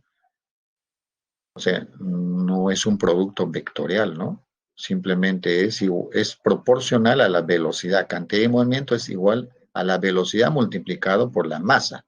Y la masa no es un vector. ¿Sí? Así simplemente, ¿no? Como lo ven acá. Entonces, eso es falso. Otra dice, si hay fuerzas externas que actúan sobre un sistema, pueden cambiar a ese concepto, ¿no? De la segunda ley de Newton. La cuarta es la segunda ley de Newton. Si hay fuerzas externas, fuerza resultante, entonces, si hay fuerzas externas, quiere decir que la fuerza resultante que actúan sobre un sistema puede cambiar su cantidad de movimientos. Entonces, sí puede cambiar, ¿cierto? Ahí está. Sí, verdadero. Listo. Esta es una pregunta muy interesante. A ver cómo estamos ya. Dice, una bola de masa M. Miren, ¿ya? Vamos a ver. Vamos a poner nuestro sistema de referencia. Ahí está, ¿ya? Ahí está. Ahí, ¿ya? Está nuestro sistema. Listo. Miren, profesor, usted nos dijo que, que cantidad de movimiento antes de la colisión es igual cantidad de movimiento después de la colisión. Entonces la pregunta es, profesor, puede ser miren el gráfico de arriba, masa 1 por B sub 0,1 puede ser antes y luego puede ser después de la colisión cuando ya los dos salen, ¿puede ser eso? No, tienes que tomar inmediatamente antes de la colisión. Quiere decir, aquí, cuando ya está, llega acá horizontalmente, acá. Esto sería antes, ¿ve? Su velocidad acá es quieto todavía, pero cuando lo que me importa es lo que llega ya antes de tocar, ya ahorita antes, inmediatamente antes, ya. Ese es lo que me importa y lo que pasa inmediatamente después, y no lo que está arriba, ¿ya? No lo que está arriba. Ahora me dice, profesor, entonces yo no necesito esta velocidad C01. No, lo que tú necesitas es B sub 1, pero B sub 1 lo vas a calcular con lo que te dan aquí, recuerdan, ¿no? Conservación de la energía mecánica, ¿no? ¿No? No hay rozamiento. Entonces dice, energía mecánica arriba es igual a energía mecánica abajo antes de que colisione, o sea, cuando está apenas topándolo, ¿no? Quiere decir aquí, toda la energía potencial M1GH se va a convertir en energía cinética. Y ahí ya tienes la velocidad 1. Y luego, una vez, imaginemos que ya tienes B sub 1. Ahora sí puedes decir, cantidad de movimiento antes de la colisión, masa 1 por B sub 1, más masa 2 por B sub 0, que es 0, es igual a cantidad de movimiento después de la colisión, ¿no? Después. Ya pones M1 por B1 más M2 por B2, pero después de la colisión, ¿ya? Ya. Entonces aquí lo único que han agregado es como tres escenarios. Arriba, cuando ya está a punto de colisionar y luego de la colisión, ¿ve? Generalmente los problemas nos dan antes de la colisión y después de la colisión. Pero acá lo han separado. Te lo dan tres escenarios. Arriba, cuando está antes y después, inmediatamente, ¿no? A eso me refiero. Pero, ¿por qué te lo dan? A ver si tú has entendido la clase anterior. Porque cuando la velocidad cuando antes que colisiones no lo conoces, pero eso lo puedes conocer por la conservación de la energía mecánica. Y, profesor, ¿qué significa eso?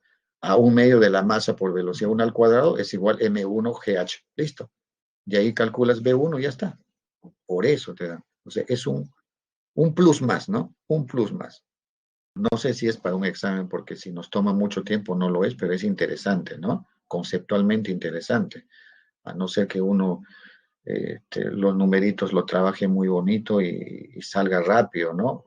Lo cual es bien difícil plantear un problema considerando el tiempo, no es fácil, señores. No está, no, o sea, se sufre, ¿no? Y no es que sea difícil, sino uno tiene que estar viendo ensayo y error, viendo, ¿no? Así, no es fácil. Yo les digo porque a mí me duele la cabeza plantear problemas, no porque es complicado, yo puedo, para que me salga cualquier número es de sencillo, ¿no? Puedo hacer 10 problemas en poco tiempo, pero considerando el tiempo, todo, este, me puede llevar mucho tiempo y no hago ni un problema, ¿no? Entonces, a veces para ustedes puede decir, ah, bueno, el profesor, mira, no puede plantear un problema tan sencillo. No es difícil, es eso. Muy bien, listo. Entonces aquí es lo que hace, ¿no? Conservación de la energía. ¿Por qué nos pone conservación de la energía? Nos tiene que decir, a ver, vamos a ver, ¿qué nos dice? Una bola de masa M1, está, y golpea otra bola de masa M2 que está en reposo, como se muestra, asumiendo que que en la colisión el coeficiente de restitución es 0,5, ¿cuáles son las velocidades de las bolas 1 y 2 después de colisión respectivamente? Desprecie la fricción, ¿no?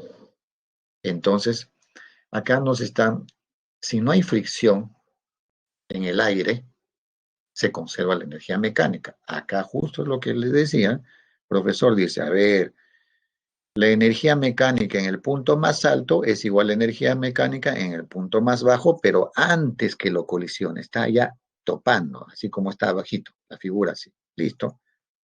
Lo reemplaza, ustedes pueden reemplazar, muy bien, acá sí me gustó, un medio, masa de 1, ¿cuánto es? 2, profesor. ¿Cuánto es su velocidad? 4, ¿no? Arriba, 4.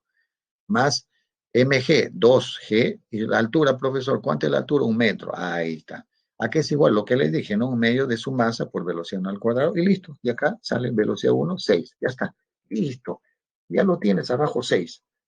Si ya lo tienes 6, ahora sí, ¿qué vas a aplicar? Cantidad de movimiento, se conserva la cantidad de movimiento. O si no, el de restitución también, o ambas, dependiendo, ¿no? Dependiendo, a ver, ¿ya? Creo que va a ser ambas porque me piden las dos velocidades, ¿no? Dice, ¿cuáles son las velocidades? Muy bien. Conservación de la cantidad de movimiento siempre. Cantidad de movimiento antes, pero abajo, en el segundo gráfico, abajo, antes y después. Masa 1 por velocidad 1, masa 2 por velocidad 2 es igual a lo que tú no sabes cuando chocaron ya, después de que chocaron. Yo no sé para dónde se fue velocidad 2, claro que se fue para la derecha y velocidad 1 puede irse a la derecha o puede irse también a la izquierda. Pero lo cierto que lo pongo así. No lo sé, por eso son primadas. Su velocidad después que no la sé, su velocidad primada de 2 que no la sé, las masas que la sé. Y listo, aquí mira, reemplazas 2 por 6 más 4 que está quieto, ¿no? Quieto, antes estaba quieto, pero después ya no está quieto, ¿no? Ya está, se dio el movimiento, entonces la bolita de la esferita chiquita tiene su masa 2 por la velocidad que no lo sé, y la bolita grande tiene su masa 4 por velocidad que no la sé, antes y después. Y ahí me sale una ecuación, las primadas, quiere decir velocidades después de la colisión es igual a 6, ¿no? Así como la ven. Muy bien, pero a mí me dicen, ahí no puedo calcular, pues no, ahí tiene una ecuación, dos variables, ¿no? Entonces, y no puedo aplicar energías cinéticas, ¿no? Entonces, y me hablan de restitución. Ah, ya, aplicamos. A ver, regla de la colisión unidimensional. diferencia de velocidades después, que son las primadas, 2 menos 1, es igual a menos la restitución, menos 0,5 por la diferencia de velocidades antes de la colisión, antes, ¿no? Listo. Eso es lo que vamos a hacer. Ahora reemplacemos, fíjate, 0,5 es la restitución, 0 es la velocidad de 2 porque estaba quieto, y la que se acerca a 1 abajito es b sub 1, que es 6, ¿no? Que eso ya lo sacamos, 6, ¿no? Porque llega abajo con velocidad 6. ¿Listo? Ahora sí, ya tengo, mira, dos ecuaciones, dos variables. A ustedes que les gusta ya la ecuación, ¿no? Tienes la primera ecuación, la segunda ecuación, eso al ojo, ¿no? ¿No? Si lo sumas, se cancelan las primadas de 1, queda 3 veces velos, 3 vale, ¿no? Ya, bueno, ustedes ya lo calculan. Uno vale 3 y el otro vale 0. ¿Está? ¿Ya? Muy bien. Ok, perfecto. Tomen su captura en la pantalla. Miren, profesor, eh, este problema hubiera sido mejor con el gráfico inferior nomás, ¿no? Si me daban el gráfico inferior nomás, digo, un cuerpo tiene una velocidad de 6 metros por segundo aquí en el punto más bajo antes de la colisión y luego colisionan, ¿no? Es inelástico y nos pueden pedir hallar la velocidad después de la colisión, ¿no? Entonces, yo hubiera aplicado la conservación de la cantidad de movimiento y la regla de la colisión unidimensional, ¿no? O de restitución, ¿sí? Ya, ahí esos dos nomás hubiera aplicado. ¿Y por qué aplicamos la conservación de la energía mecánica? Porque no conocemos esa velocidad 1. Es como que nos hacen más difícil, ¿no? Oye, ¿sabes qué? No te voy a dar la velocidad que está bajo 1 antes de la colisión, más bien te voy a dar masa por gravedad por altura. Eso es lo que nos están dando. Masa por gravedad de altura, más arriba, porque con eso tú hallas la velocidad que está abajo, porque todo lo potencial se convierte en cinética. Eso es todo. Entonces, digo, esta ecuación, profesor, parte por esto.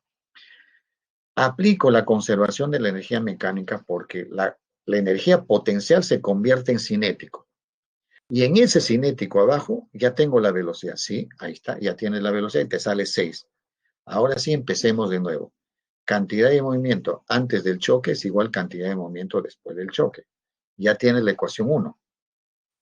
Y luego dices, profesor, con esa ecuación no puedo hallarlo. Necesitas otra. Tienes la ecuación de restitución. Dices diferencias después de la colisión es igual a menos E antes de la colisión. Ya está. Eso es todo. Ya el hecho de reemplazar, resolver las ecuaciones, ya eso depende de ustedes. ¿Ya? Muy bien. Acá hay otro, es parecido.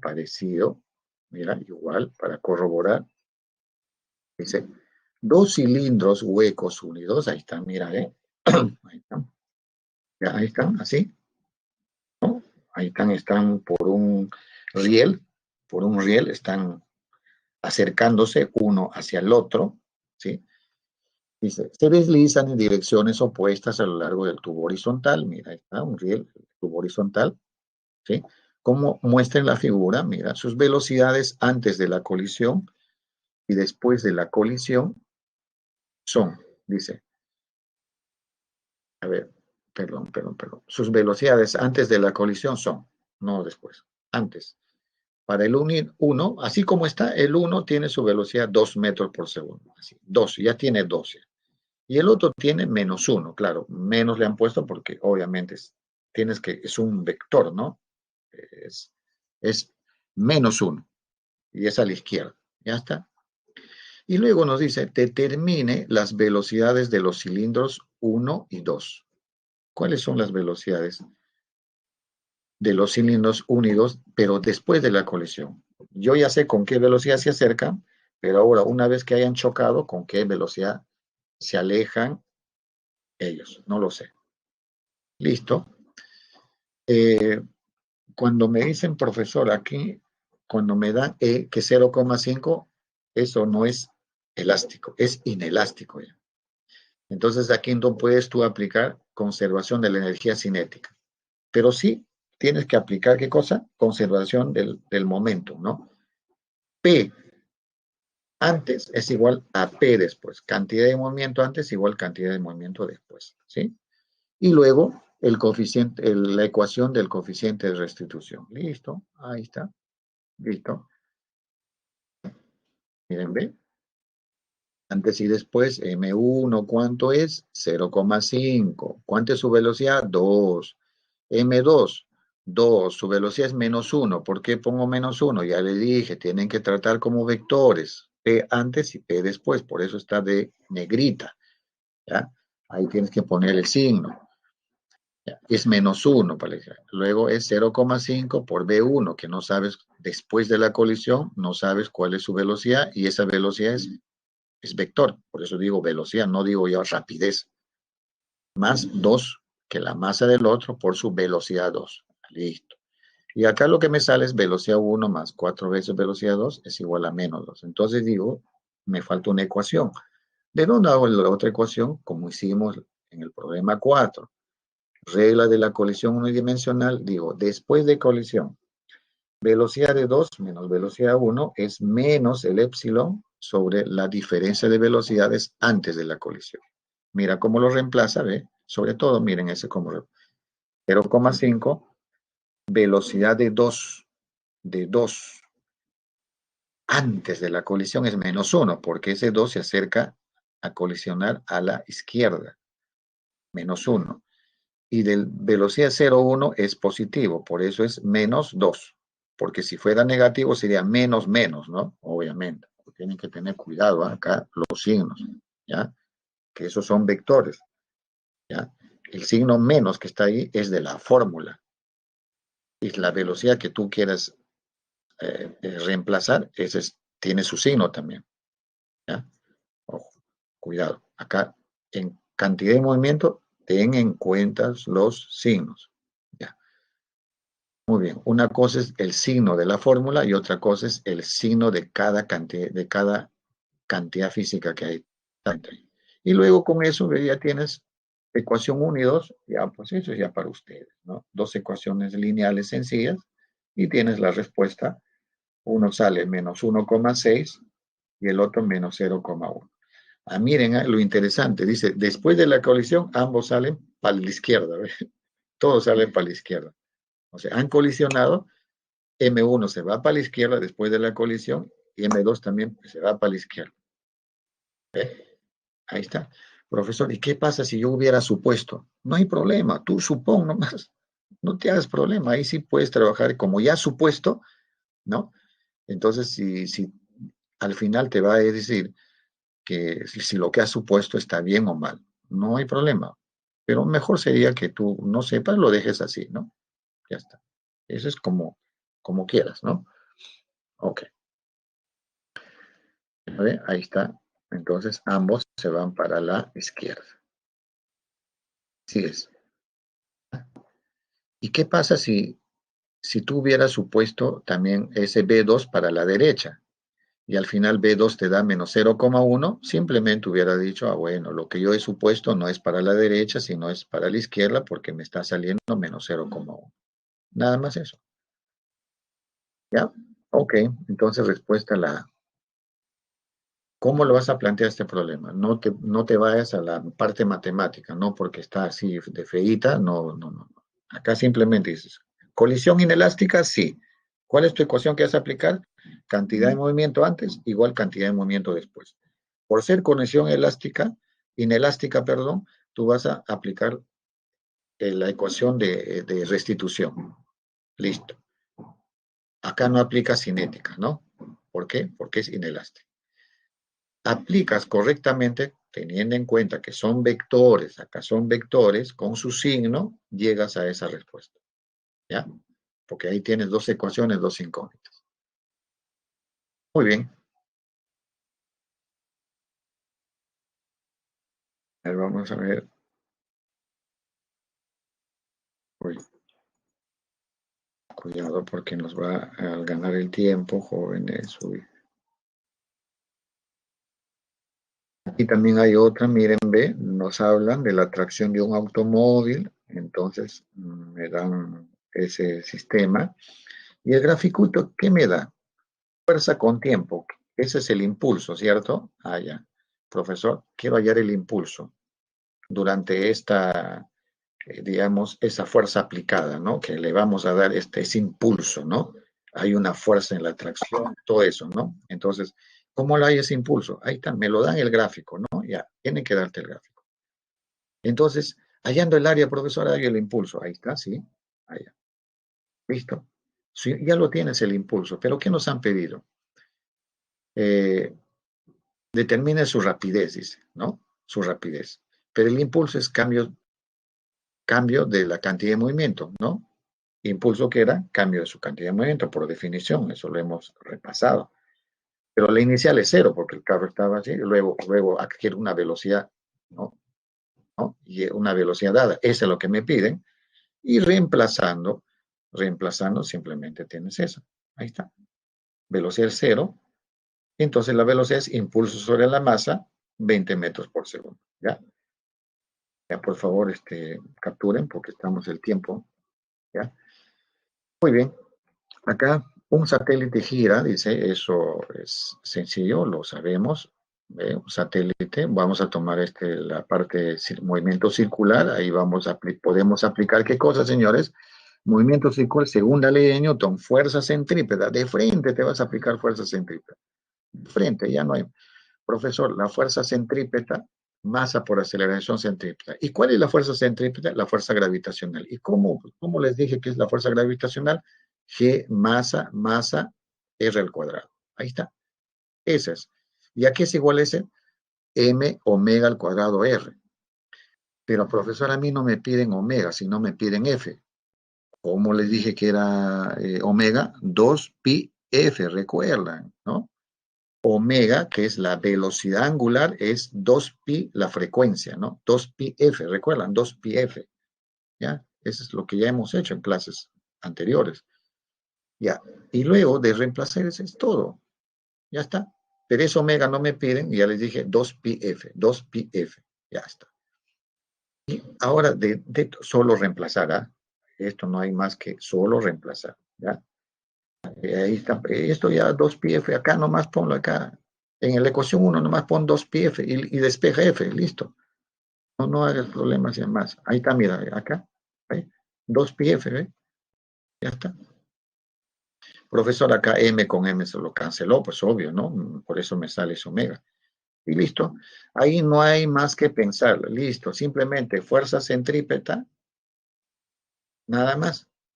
Y reemplazar. Fuerza centrípeta y reemplaza. Lo único que tienes que cambiar como es velocidad al cuadrado por r, porque esa es la aceleración centrípeta, y no te piden velocidad angular al cuadrado o lo que llamamos frecuencia angular también, sino frecuencia, pero esa frecuencia es 2pi-f, 2pi-f.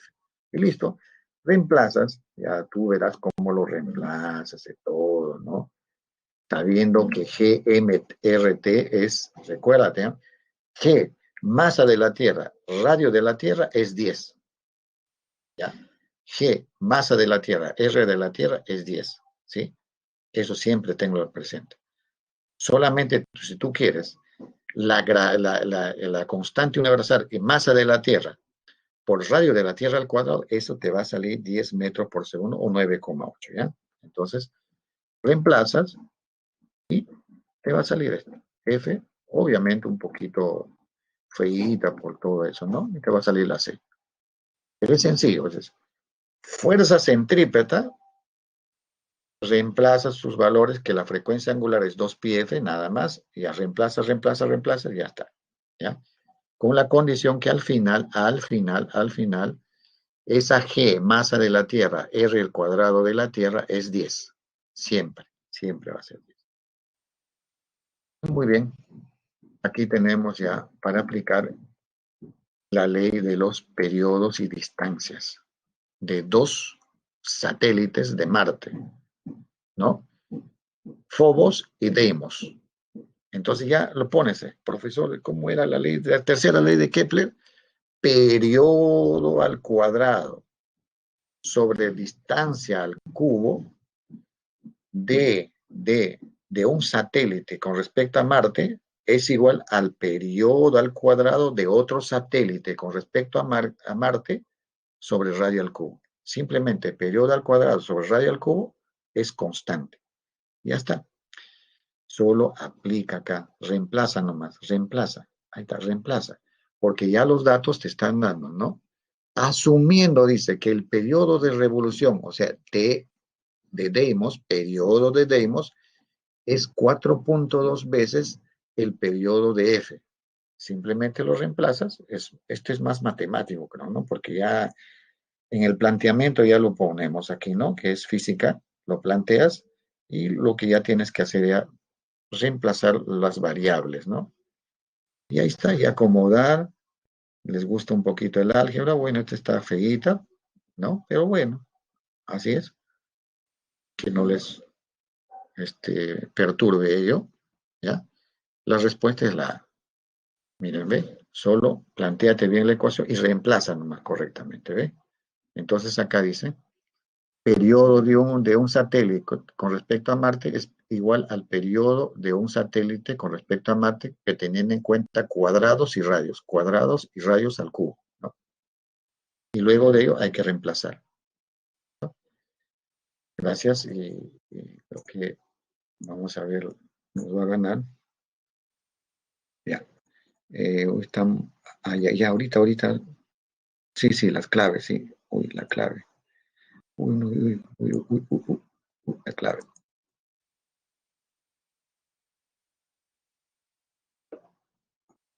¿Listo? Ya. A ver, jóvenes, jóvenes, jóvenes. Ya, a ver, ejercicios. Tengo que, ya. ¿Listo? Tengo que entrar ya, me están llamando.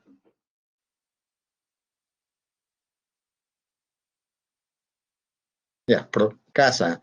1A, ya no repito, 1A, 2B, 2B, 3C, 4D, 5, la D también, D, de dado o dedo, 6A, 6A, 7C, 7C, listo, ahí nomás jóvenes, ya, ya muy bien, ahí quedamos, listo jóvenes, nos vemos, ha sido un gusto, ya, ya, gracias, gracias por su atención jóvenes, el tiempito casi, casi, con la justa terminamos, gracias, entonces vamos a detener la pantalla.